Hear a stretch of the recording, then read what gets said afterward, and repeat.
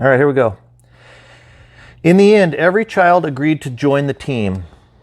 Though the decision was more difficult for some than others, Kate took out a stick of gum and said, "I'm in," without even pausing to consider.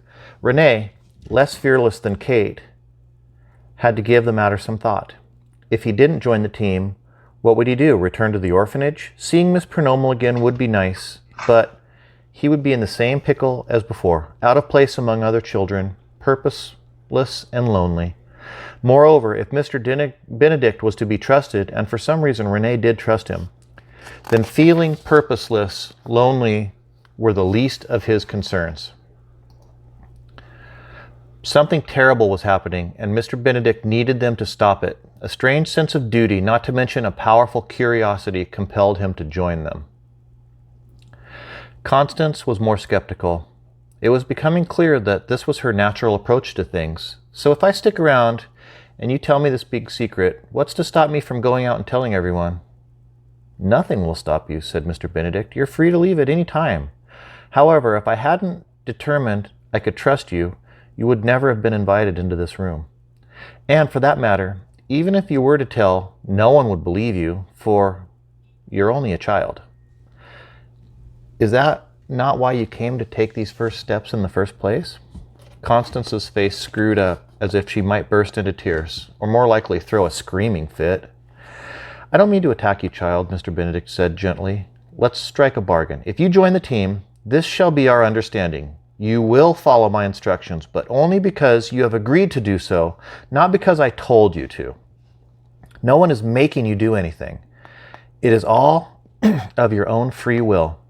Fine, said Constance at last. Now, where do we sleep? I know you're tired, but first we must wait for Sticky to make up his mind. Sticky had been shrinking into his chair. He had drawn his feet up beneath him, crossed his arms over his knees, and buried his face behind Mr. them. Mosley.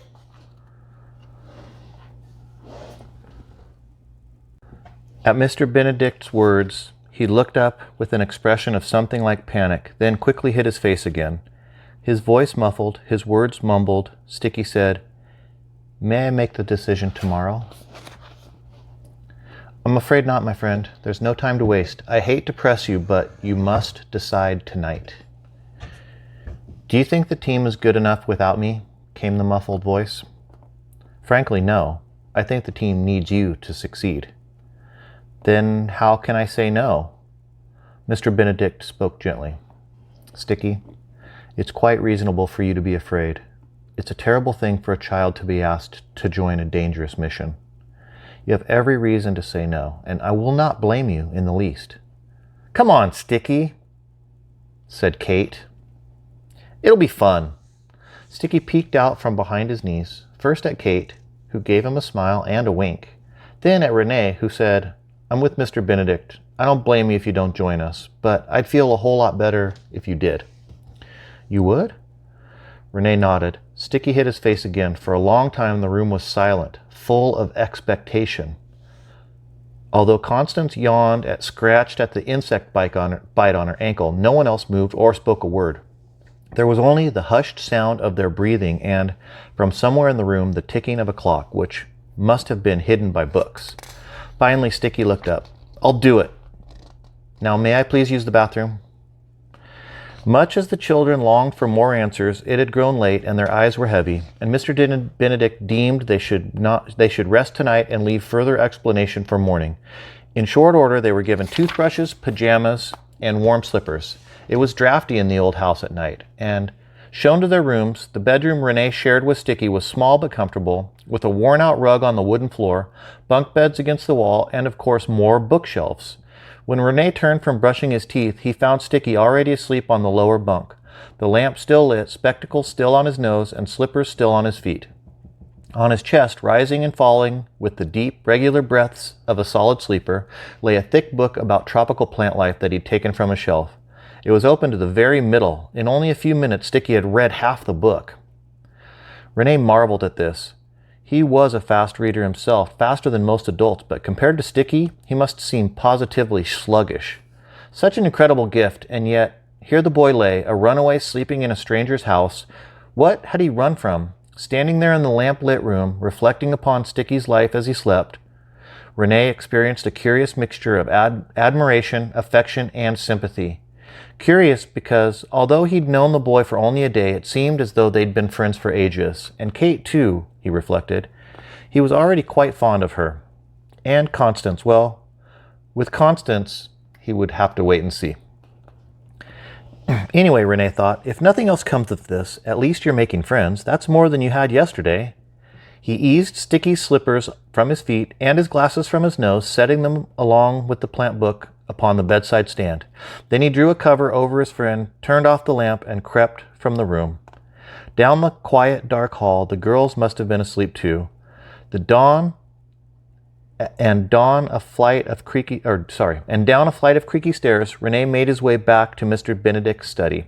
He knocked softly on the door, and from within a voice called, "Please come in, Renee." Renee entered to find Mr. Benedict alone in the room, seated on the floor with his back against the desk, surrounded by books, papers, and a variety of colored pens. He gestured toward a chair and said, "Have a seat, will you, while I clear some of this away." He began sorting things into piles. Awkward business working on the floor, but that is my compromise with Rhonda and number 2. They've grown overprotective, I'm afraid, and can hardly stand to leave me alone for a minute. Thus, I promised them to remain seated as much as possible and on the floor when possible. And in turn, they allow me some occasional privacy. Mr. Benedict finished tidying his things and sat in a chair across from Renee. "I've been expecting you. I imagine you wish to call Miss Pronomal and apprise her of your situation." Renee nodded. "You're very good to think of it. Number 2 told me how you'd resisted her attempts to befuddle you on the same matter earlier today. I assume you realize her deceptions were another aspect of the testing." Again, Renee nodded. He hadn't known it at the time, but looking back on the encounter later, he had suspected as much. "You behaved admirably," Mr. Benedict said, polite but steadfast, and with appropriate consideration. "Now, I'm afraid you can't make your telephone call at this time, either. It has nothing to do with your being tested. As it happens, Miss Pronomal's phone, while you were being shown to your room, Miss Pronomal phoned while you were being shown to your room.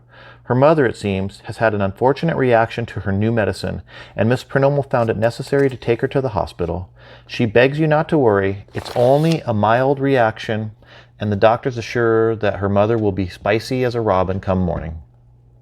But she wanted you to know how proud she is of you. Proud, not surprised, she said, and she sends her best regards."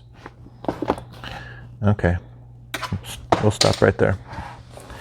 Oh, dropped my pencil.